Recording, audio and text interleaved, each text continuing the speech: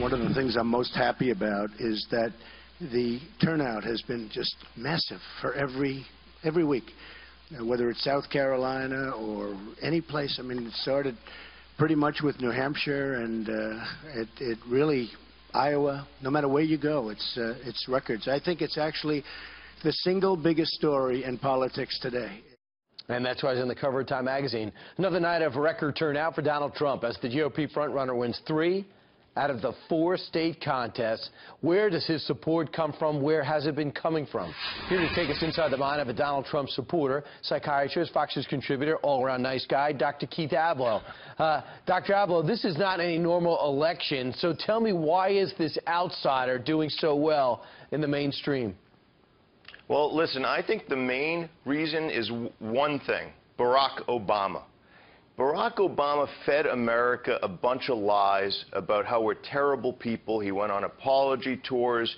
He attended a church where the preacher was preaching terrible things about America.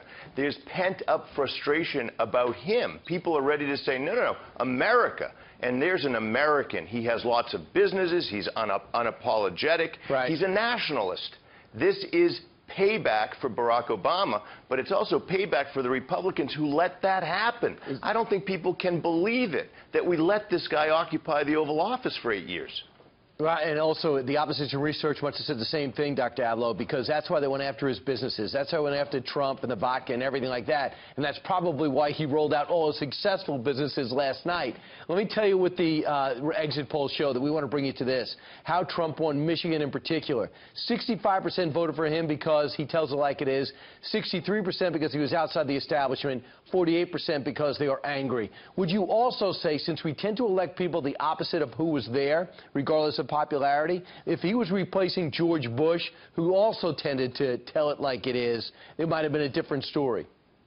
It might have been a different story, and then, by the way, the other candidates wouldn't look so anemic. They have a sing-song tone, other than Dennis Kasich, but they have a sing-song tone to everything they say.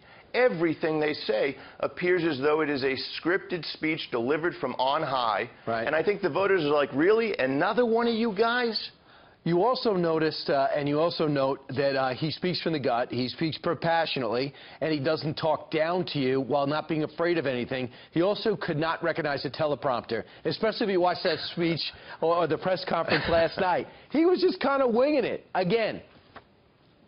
Exactly. And the bottom line is, people, I think, are ready for someone that they trust to be authentic.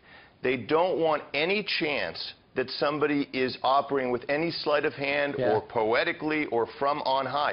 This guy is probably a lot like he is on TV when he's in your living room. I think he's probably pretty much the same. Absolutely. They want Eminem. They don't want Paul Anka. Yeah, that's true. As much as they are different in their philosophies and beliefs, he does profile the same way, in a way, as Bernie Sanders. Also tells it like it is. You think he's very natural, also not reading a script. Dr. Keith Ablow, you did not read a script. You came up with your own point of view because you went to college for this. Thanks so much.